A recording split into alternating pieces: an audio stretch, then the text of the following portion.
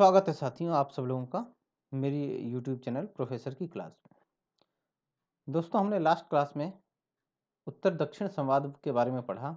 हमने उसके अंदर समझा कि उत्तर दक्षिण संवाद क्या होता है और उसके बाद नई अर्थव्यवस्था की मांग के बारे में हमने समझा कि नई अर्थव्यवस्था की मांग की गई और हमने G20 के बारे में समझा। तो उसके अलावा भी बहुत सारे ऐसे मंच हैं जहाँ पे उत्तर दक्षिण संवाद होता है।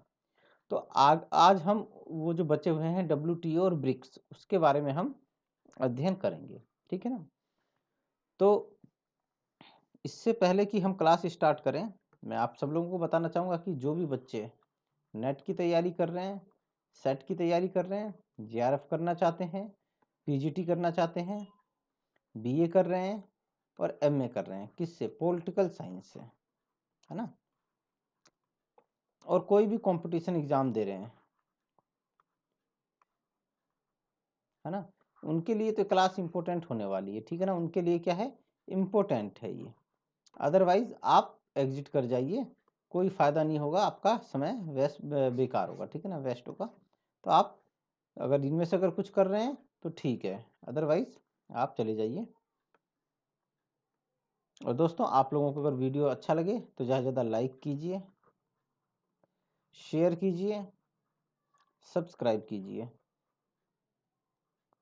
है ना। आप लोग सब्सक्राइब नहीं करते हो, ना शेयर करते हो, ना सब्सक्राइब करते हो, ना लाइक करते हो, ठीक है ना। तो ये सब मुझे पता चलता रहता है कि भाई किसने लाइक किया किसने नहीं किया।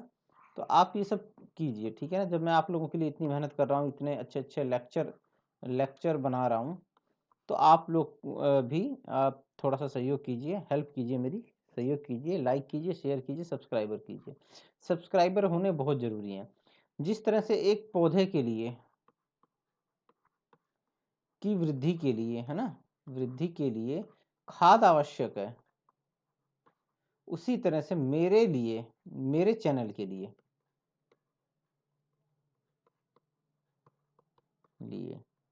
क्या आवश्यक है? आप लाइक करो, शेयर करो और सब्सक्राइब करो,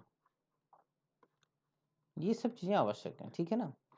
तो आज हम WTO और ब्रिक्स के बारे में करेंगे साथियों, ठीक है ना।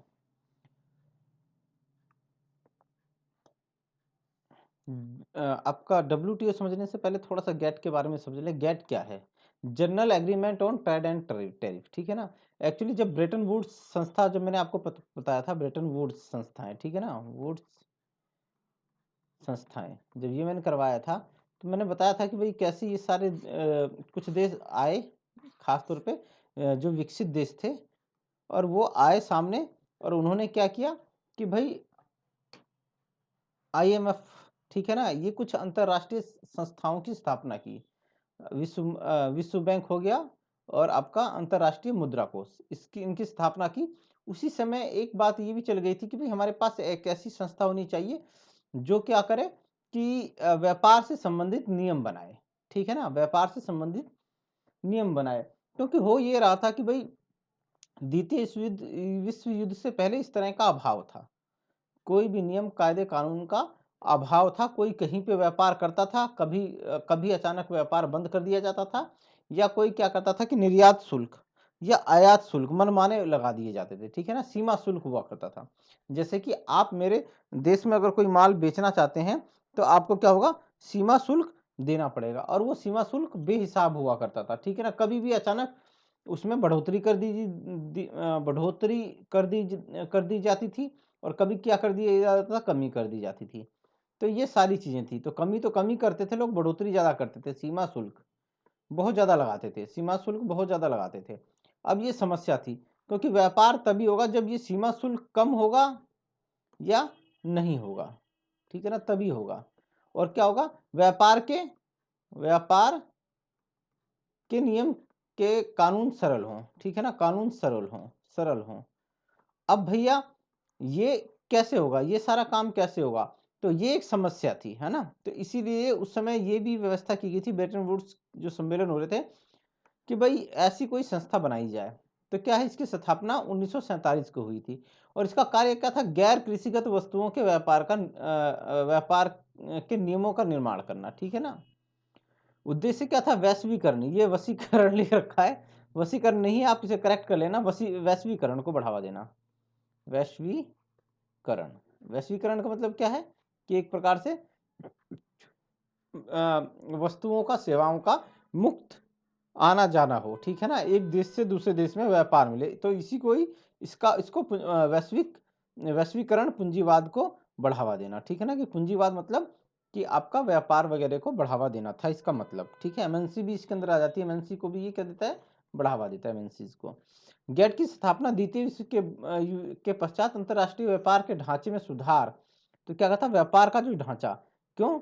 मैंने जैसा कि आपको बताया कि कोई भी सीमा शुल्क बढ़ा देता था, बहुत ज्यादा बढ़ा दिया करता था, ठीक है ना, और क्रियाशील कार्य प्रणाली तैयार करने हेतु की गई थी। 1947 में 23 देशों द्वारा हस्ताक्षरित ट्रेड एंड टैरिफ गेट पर सामान्य समझौता, कोटा, ठीक है, टैरिफ और सब्सिडी को समाप्त या कम करके अंतर्राष्ट्रीय व्यापार की बाधाओं को कम करने वाली एक संधि। तो ये कैसी संधि है? जो कोटा को कम करती है, टैरिफ को कम करती है और सब्सिडी को समाप्त या कम करती है, ठीक है ना। इसका उद्देश्य द्वितीय विश्व युद्ध के बाद आर्थिक सुधारों को बढ़ावा देना था, क्योंकि कोई नियम कानून नहीं था व्यापार के एरिया में, आर्थिक क्षेत्र में कोई नियम कानून नहीं था, ठीक है ना, तो इसलिए गेट की स्थापना की गई। लेकिन अब इसके गेट के ना सम्मेलन हुआ करते थे, गेट के सम्मेलन हुआ करते थे, तो गेट के 8वें सम्मेलन में उरुग्वे वार्ता के अंतर्गत डंकन प्रस्ताव 15 अप्रैल 1994 को पारित किया गया।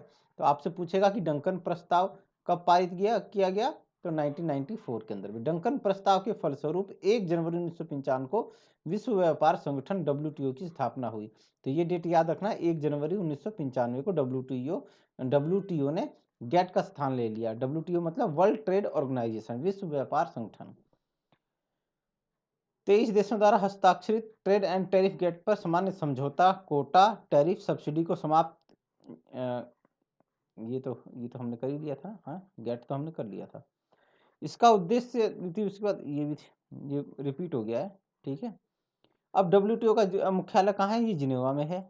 इसके सदस्य राष्ट्रों की संख्या 164 हो गई है।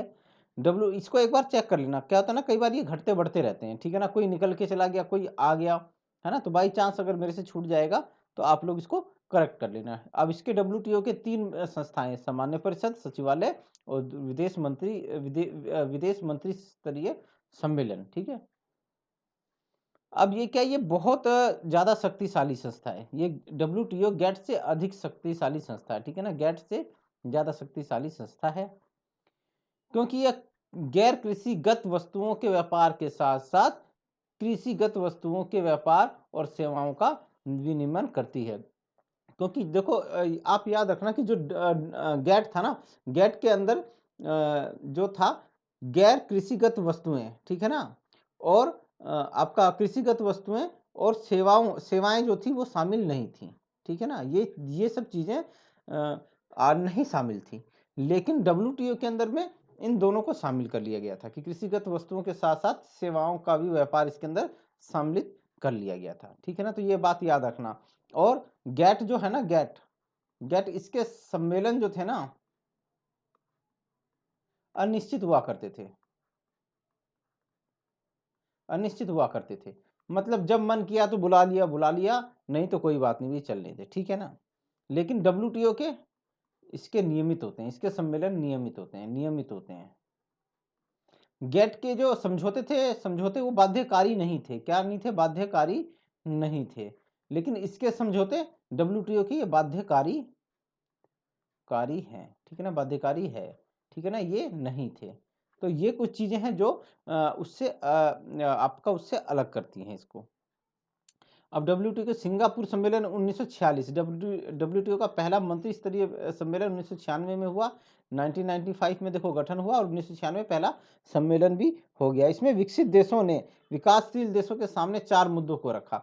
एक तो ट्रिप्स रखा, है ना, ट्रिप्स व्यापार से संबंधित बौद्धिक संपदा अधिकार, पेटेंट, इसके अंदर क्या था? पेटेंट था, कॉपीराइट था, ट्रेडमार्क था, होलोग्राम, इस तरह की चीजें थी।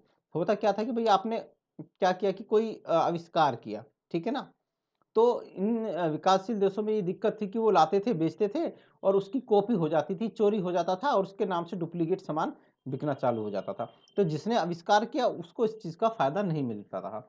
तो ये जो समझौता है ये क्या करता है, इन सब चीज़ों पे ये कहता है कि भाई आप अपने देश में ऐसे कानून बनाओ कि पेटेंट, कॉपीराइट, ट्रेडमार्क, होलोग्राम, इनकी जो इनसे संबंधित समस्याएं, इनकी जो चोरियां होती हैं, इनकी जो डुप्लीकेसी होती है वो खत्म हो जाए, ठीक है ना। उसके बाद ट्रिम्स, व्यापार से संबंधित निवेश उपाय, ये पूंजी का प्रवाह व एमएनसी को क्या देता है, ये बढ़ावा देता है। तो आप इसके लिए कानून बनाओ। बाजार में पारदर्शिता, कि भाई कई होता है साथियों, होता क्या है कि जैसे अगर बाजार के अंदर कोई वस्तु है, उसकी मांग ज्यादा है ना, तो जो प्राइस है ना, प्राइस वो मांग और पूर्ति के हिसाब से सेट होना चाहिए, मांग और पूर्ति के हिसाब से होना चाहिए, ठीक है ना। लेकिन जब सरकार हस्तक्षेप कर देती है ना, तो उससे क्या होता है, दिक्कत हो जाती है, परेशानी हो जाती है। अगर कोई चीज बाजार में कम है ना, तो उसका रेट ज्यादा होगा, ठीक है, और उसकी मांग भी ज्यादा होगी, है ना। तो इस तरह इन सब चीजों को इसमें बाजार वाले में, मांग पूर्ति में राज्य को, सरकार को हस्तक्षेप नहीं करना चाहिए। ये इन्होंने कहा कि भाई बाजार में पारदर्शिता होनी चाहिए, ठीक है ना। ऐसा ना हो कि सरकार हस्तक्षेप करे कि भाई भारत के अंदर बहुत ज़्यादा मांग है और हमने उस हिसाब से कोई सामान बनवा लिया और हमें लगा कि हम उसमें ज़्यादा कमाएंगे और सरकार ने उसमें हस्तक्षेप कर दिया, ठीक है ना। तो ऐसा नहीं होना चाहिए। क्या होता है, बाजार में पारदर्शिता होनी चाहिए, ठीक है ना। और कीमतें जो हैं वो मांग और पूर्ति के हिसाब से डिसाइड करे, सरकार उसके अंदर अपना हस्तक्षेप ना करे, ठीक है ना। लेकिन विकासशील देशों की समस्या थी कि बहुत सारी चीज़ें ऐसी हैं कि जिसके अंदर सरकार को हस्तक्षेप करना चाहिए, ठीक है ना। जैसे ऑक्सीजन है, ऑक्सीजन का अगर प्राइस अगर बहुत ज़्यादा रख दिया जाएगा तो क्या होगा, दिक्कत हो जाएगी। जैसे कि कोविड के टाइम में वर्ष 2021 के अंदर में ऑक्सीजन की ज़बरदस्त किल्लत थी और उस समय अगर मान लो अगर इसका प्राइस अगर मांग पूर्ति के हिसाब से छोड़ दिया जाता तो पता नहीं कितने लोग बेचारे मारे जाते, पैसे ना होने की वजह से ऑक्सीजन ना मिलता। ऐसी दवाइयों की कीमत है, उस पर भी सरकार का क्या होना चाहिए, नियंत्रण होना चाहिए। खाद्य पदार्थों की चीज़ें हैं, जैसे आपका खाद्य पदार्थ जिसमें आपके अनाज हो गए और आपका सब्जियां वगैरह, ये सब चीज़ हो गए, इनके भी रेटों में सरकार को हस्तक्षेप करना चाहिए। तो विकासशील देशों की ये समस्या थी। गैर कृषिगत वस्तुओं की बाजार तक पहुंच, तो गैर कृषिगत वस्तुएं जो हैं, गैर नहीं, कृषिगत वस्तुओं की बाजार तक पहुंच, है ना। तो किसी वस्तुओं पर सीमा शुल्क क्या किया जाए, हटाया जाए। तो ये 4 डिमांड्स इन्होंने सिंगापुर सम्मेलन में बेसिकली रखी थी। इसके बाद कोई खास हुआ नहीं। जिनेवा सम्मेलन 1998। अब इसका सम्मेलन ना हर 2 वर्ष में एक बार होता है। क्या होता है, हर 2 वर्ष में एक बार सम्मेलन होगा, एक बार सम्मेलन अवश्य होगा, ठीक है ना। और वहां क्या था, वहां तो भाई अपनी मर्जी है, बुला लिया, बैठ गए, नहीं तो भाड़ में जाओ, कोई फर्क नहीं पड़ता हमें। तो इसमें भी जो इससे पहले जो सिंगापुर सम्मेलन हुआ था उसी के वो 4 मुद्दे ही थे, ठीक है ना, कोई नया मुद्दा नहीं था। फिर उसके बाद 1999 में आया सिएटल सम्मेलन, उसके अंदर भी सेम यही मुद्दे थे। उसके बाद 2001 में दोहा सम्मेलन आया। इस सम्मेलन में विकासशील देशों ने विकसित देशों के निम्न मुद्दों का विरोध किया। एक तो नामा का विरोध किया, क्या है, गैर कृषिगत वस्तुओं की बाजार तक पहुंच, सीमा शुल्क हटाया जाए कृषि पर से, ठीक है। तो ये डिमांड थी। फिर उसके बाद कानकुन सम्मेलन आया 2003 में। आपको ये सारा याद करने की जरूरत नहीं, जो लेटेस्ट होता है आप उसको ही फोकस करना, वो ज्यादा जरूरी है, ठीक है। इस सम्मेलन में विकसित देशों ने पेटेंट व्यवस्था को अपनाने की सिफारिश की। इन्होंने फिर कहा कि भैया ये पेटेंट व्यवस्था अपना लो, ठीक है ना, पेटेंट व्यवस्था अपना लो। क्योंकि जिन देशों में ये आपका पेटेंट की व्यवस्था नहीं होगी ना, वहां पे कोई भी देश व्यापार करने से हिचकिचाएगा। मान लो सपोज करो कि अगर हिंदुस्तान में अगर ये नहीं है, ये पेटेंट व्यवस्था नहीं है, इससे संबंधित कानून नहीं है, बौद्धिक संपदा से के उससे संबंधित अगर कानून नहीं है ना, ट्रिप्स से संबंधित अगर कानून अगर हम नहीं बने हुए हैं, तो मान लो कोई देश आएगा, उसने क्या किया कि भाई कोई प्रोडक्ट लेके आया, ठीक है ना, सपोज करो वो एक ये लेके आया, ये राइटिंग पैड लेके आया, ठीक है ना, और उसने इसका खूब प्रचार किया।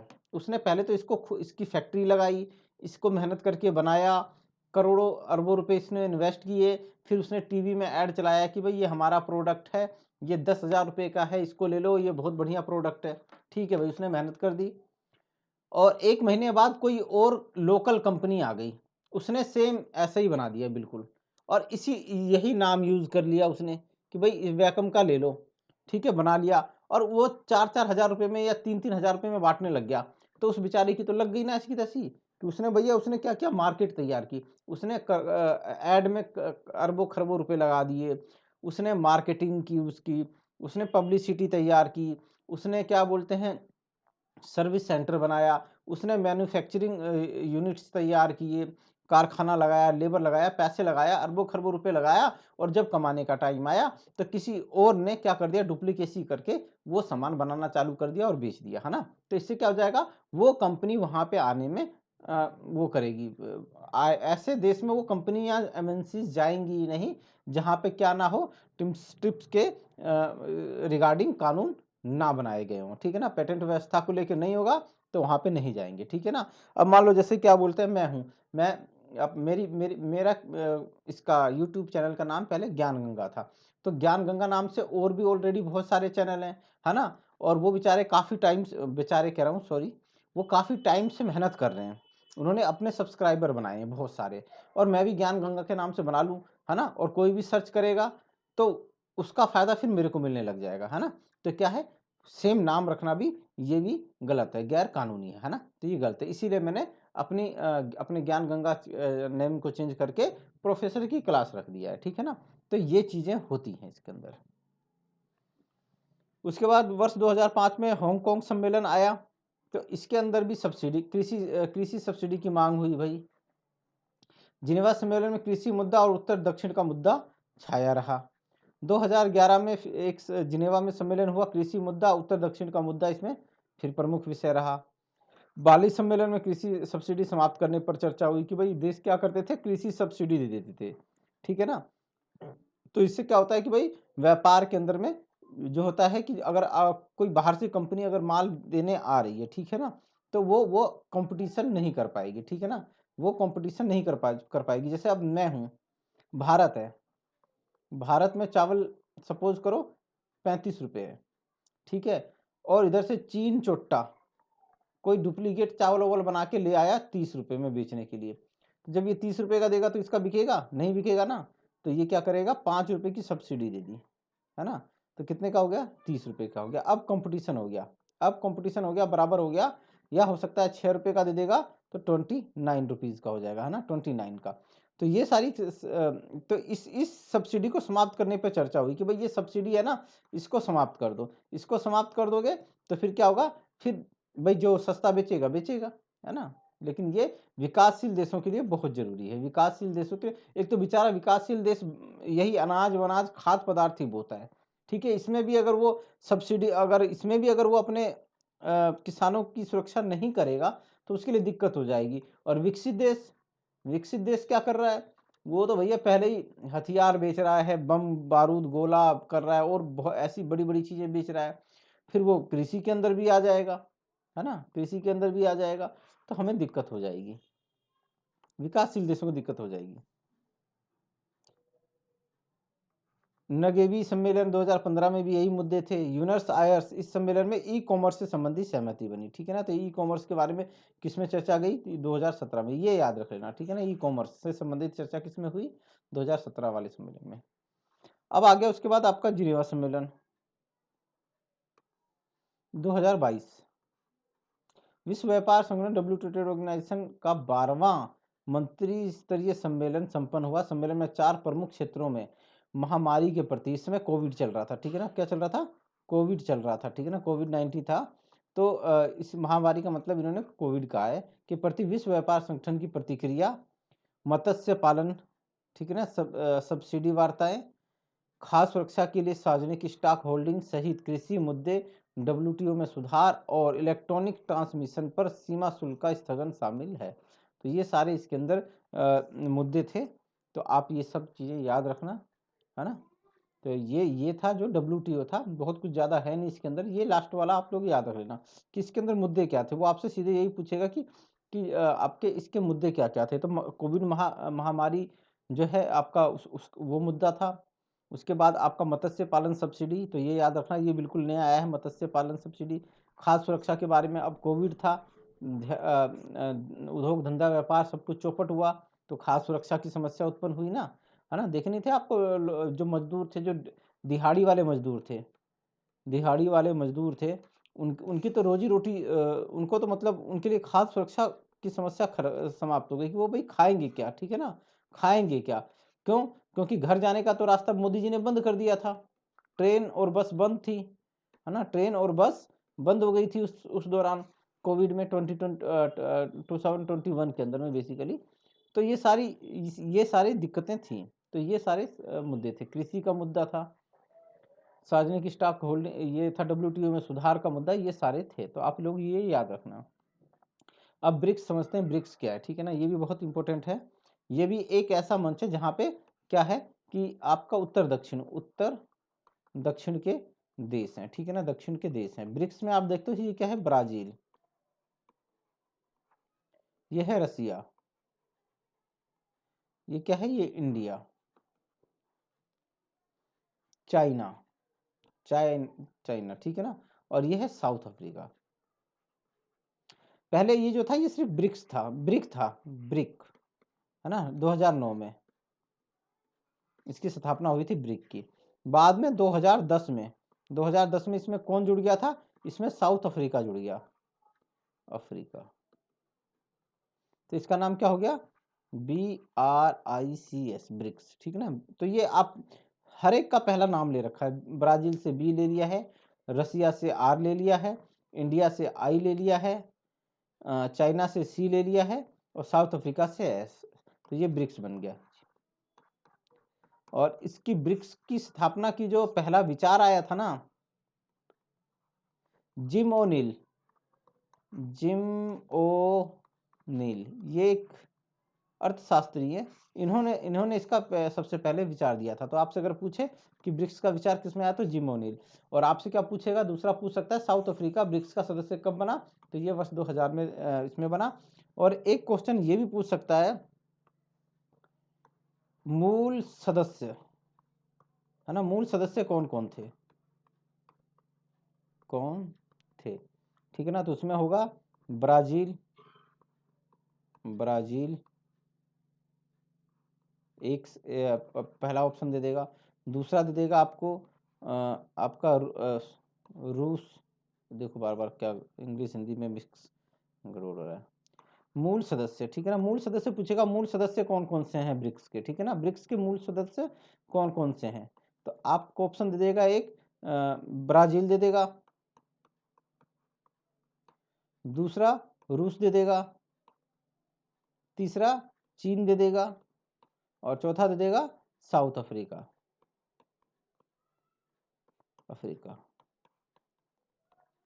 तो आपको याद रखना, अफ्रीका नहीं है, ये नहीं है मूल सदस्य, ये 2010 में इसका सदस्य बना है, बाकी 2009 वाले हैं, ठीक है ना, 2009 इंक्लूडिंग इंडिया को मिला के, ठीक है। तो ये याद रखना। अब क्या है, ये क्या है कि ब्रिक्स का जो है ना, ब्रिक्स उभरती हुई अर्थव्यवस्थाओं के एक संघ का शीर्षक है। मतलब इन्होंने नाम पहला अक्षर उठाया है, ब्राजील, रूस, चीन, इनसे उठाया है, और उसी से ही बना दिया है ब्रिक्स, ठीक है। इसकी स्थापना 2009 में हुई थी, और इसके 4 सदस्य देश थे। 2001 में ब्रिटिश अर्थशास्त्री जिम ओ'नील ने ब्राजील, रूस, भारत और चीन की 4 उभरती अर्थव्यवस्थाओं का वर्णन करने के लिए ब्रिक शब्द गढ़ा था, ठीक है ना। तो आपसे पूछेगा ब्रिक शब्द का विचार कहाँ से आया या किसने गढ़ा, तो जिम ओ'नील है, ठीक है। 2006 में ब्रिक्स विदेश मंत्रियों की पहली बैठक के दौरान समूह को औपचारिक रूप दिया गया, ठीक है। तो और 2009 के अंदर में इसके इन 4 देशों ने मिलके आपका ब्राजील, रसिया, इंडिया और चाइना ने मिलकर 2009 में, ठीक है ना, 2009 में क्या किया था, ब्रिक की स्थापना की थी, ब्रिक की स्थापना कर दी थी 2009 के अंदर में। लेकिन 2010 में क्या हुआ, दक्षिण अफ्रीका भी इसमें शामिल हो गया, तो ये क्या हो गया, ब्रिक्स से हो गया ब्रिक्स हो गया, ठीक है ना, ये हो गया, ठीक है। ब्रिक्स का हिस्सा, ब्रिक्स विश्व के 5 सबसे बड़ी विकासशील देशों का एक साथ लाता है, ठीक है ना। तो ये 5 जो है बड़ी विकासशील देश हैं, लेकिन इसके अंदर रसिया, तो ये तो विकासशील कहाँ है, ये तो विकसित है, लेकिन USSR के पतन के बाद रसिया भी काफी पिछड़ गया था, ठीक है। तो ये भी अब विकास करना चाहता है तेजी से। तो इसमें वैश्विक आबादी इनकी कितनी है इन पांचों देशों की? 41% है, देख लो। वैश्विक सकल घरेलू उत्पाद का 24% है। वैश्विक व्यापार का 16% का ये प्रतिनिधित्व करते हैं। तो इस वजह से इनका महत्व है। क्यों? क्योंकि 41% आबादी है। इट्स मीन कि इनके पास बहुत बड़ा बाजार है। ठीक है ना? कितना है? बहुत बड़ा बाजार है। 41% आबादी है और सकल घरेलू उत्पाद कितना है? 24%। तो आप देख रहे हो आबादी के मुकाबले में ये कम है। ठीक है ना? और वैश्विक व्यापार कितना है? ये 16% है। ये तो और कम है ना? तो यहाँ पे संभावनाएं हैं कि ये लोग अगर आपस में व्यापार करें, सहयोग करें, तो एक अच्छा खासा फायदा ये आपस में उठा सकते हैं। अब ब्रिक्स सम्मेलन की जो अध्यक्षता है ना, ये क्रमवार होती है। पहले बी के पास, फिर आर के पास, फिर आई के पास, फिर सी के पास, फिर एस के पास। ऐसे ये चक्र के रूप में घूमती रहेगी। ठीक है ना? बारी बारी सबके पास आती रहेगी। ऐसा नहीं है कि कोई वो सिस्टम नहीं है। और 2021 के लिए किसके पास था? भारत इसका अध्यक्ष था। अब इसके ब्रिक्स के देशों में सहयोग क्षेत्र कौन कौन से हैं, ये देख लेते हैं एक बार। तो ब्रिक्स में सहयोग क्षेत्र कौन कौन से हैं? तो आर्थिक और वित्तीय सहयोग। ठीक है ना? ये आर्थिक क्षेत्र में और वित्तीय सहयोग करते हैं आपस में ये देश। स्वास्थ्य का सहयोग करते हैं। कोविड के दौरान इन्होंने आपस में एक दूसरे की काफ़ी सहायता की थी। या कोई महामारी है या कोई बीमारी है या और कोई इससे संबंधित है तो वहाँ करेंगे। विज्ञान प्रौद्योगिकी और नवाचार में ये एक दूसरे का क्या करते हैं? सहयोग करते हैं। सुरक्षा सहयोग है। ठीक है ना? तो सुरक्षा सहयोग से संबंधित है। और व्यापार तो इनका प्रमुख है ये। ठीक है ना? तो ये सारे इनके सहयोग के क्षेत्र हैं। अब ब्रिक्स का जो आखिरी वाला सम्मेलन हुआ ना, हम एक बार इसको जिक्र करेंगे। ब्रिक्स का जो आपका 14वां ब्रिक्स सम्मेलन का विषय था उच्च गुणवत्ता वाली ब्रिक्स साझेदारी को बढ़ावा देना। तो उच्च गुणवत्ता की बात की गई है। ठीक है ना? वैश्विक विकास के लिए एक नव युग की शुरुआत करना। तो ये नव युग, ठीक है ना? नव युग, एक नए युग और गुणवत्ता वाली साझेदारी, ये किसका है? आपका ब्रिक्स का है। ठीक है ना? ब्रिक्स का ये आपसे पूछ लेगा, ये इंपॉर्टेंट है, ये इंपॉर्टेंट है। ठीक है ना? तो ये याद रखना। इस सम्मेलन की मुख्य विशेषताएं क्या है? बीजिंग घोषणा, मतलब बीजिंग में घोषणा की थी। तो इसके अंदर ब्रिक्स रूस यूक्रेन के बीच वार्ता का समर्थन करता है। कि मतलब क्या है? इन दोनों के बीच में लड़ाई चल रही है ना, युद्ध चल रहा है। तो क्या करें भाई? आपस में बात कर लें। यह समूह यूक्रेन को मानवीय सहायता प्रदान करने के लिए संयुक्त राष्ट्र एवं रेड क्रॉस की अंतर्राष्ट्रीय समिति आईसीआरसी के प्रयासों का समर्थन करने को तैयार है। तो ठीक है, अगर वहाँ पे जो यूक्रेन में जो वहाँ के मानवों को जो सहायता, भाई युद्ध हमेशा राजनीतिक होता है ना, राजनीतिक इच्छाएं होती हैं। मानव टू मानव को नुकसान नहीं होना चाहिए। ठीक है ना? उनको अगर कोई हेल्प की जरूरत है तो उसमें संयुक्त राष्ट्र और रेड क्रॉस समिति जो है, इनके प्रयासों का ये समर्थन करता है। कौन करता है? ब्रिक्स। ठीक है ना? देशों ने तालिबान द्वारा नियंत्रित अफगानिस्तान की स्थिति के बारे में भी चिंता व्यक्त की। तो यहाँ पे जो तालिबान ने अफगानिस्तान के जिस क्षेत्र को कर रखा है, उसके बारे में उन्होंने आपकी चिंता व्यक्त की है। क्योंकि ये इनका पड़ोसी है ना? आपका चीन, रूस और भारत के तो इनके तो पड़ोस में है। तो यहाँ पे अगर कुछ गड़बड़ होता है, कोई दिक्कत होती है, तो इनका प्रभाव इनके पड़ोसी देशों पे भी पड़ सकता है। तो इन्होंने यहाँ के अफगानिस्तान के विषय में चिंता व्यक्त की। इस सम्मेलन के मुख्य मुद्दे थे यूक्रेन में मानवीय स्थिति के बारे में चर्चा, आतंकवाद था, भ्रष्टाचार को सुरक्षित आश्रय से वंचित करने की पहल। तो भ्रष्टाचार के ऊपर चोट करने की बात हो गई। ई कॉमर्स में उपभोक्ता संरक्षण हेतु ढांचा। तो ई कॉमर्स की बात की इन्होंने। अंतर्राष्ट्रीय मादक पदार्थों की तस्करी से निपटने पर अधिक ध्यान देना। तो ये इसके पांचों प्रमुख मुद्दे थे। आप ये रख लेना। ठीक है? इससे ज़्यादा नहीं पूछा जाता। तो ये सारी चीज़ें थी जो मैंने आप लोगों को समझाने की कोशिश की। अगर आप लोगों को अच्छा लगा हो तो भाई लाइक, शेयर और सब्सक्राइब करना कतई ना भूलें, है ना? बिल्कुल ना भूलें। ठीक है? तो आपका अब ब्रिक्स भी खत्म हो गया। ठीक है ना? तो अब कुछ मुद्दे रह जाएंगे, जैसे आपका नारीवाद हो गया। ठीक है ना? आतंकवाद, पर्यावरणवाद, है ना? तो इनमें से कमी क्वेश्चन बनते हैं, लेकिन हम इनको भी करेंगे। ठीक है? थोड़ा सा अंतरराष्ट्रीय परिप्रेक्ष्य में ये पर्यावरणवाद बहुत व्यापक हो जाता है। ठीक है ना? बहुत ज़्यादा व्यापक हो जाता है। तो मैं इसकी पीपीटी बनाऊंगा। इसकी पीपीटी अभी तैयार नहीं है। बाकी ये तो कोई इतना वो नहीं है। तो ठीक है दोस्तों, अभी के लिए इतना ही। फिर मिलेंगे। लेकिन लाइक, शेयर और सब्सक्राइब ये तो भैया ज़रूरी है, ये है इम्पोर्टेंट है, इसको करो, ठीक है ना? आज मैं ज़रूर देखूँगा कि भाई सब्सक्राइबर बढ़ाते हो कि नहीं बढ़ाते हो आप लोग, ठीक है ना? तो अभी के लिए अब इतना ही, फिर मिलेंगे। जय हिंद।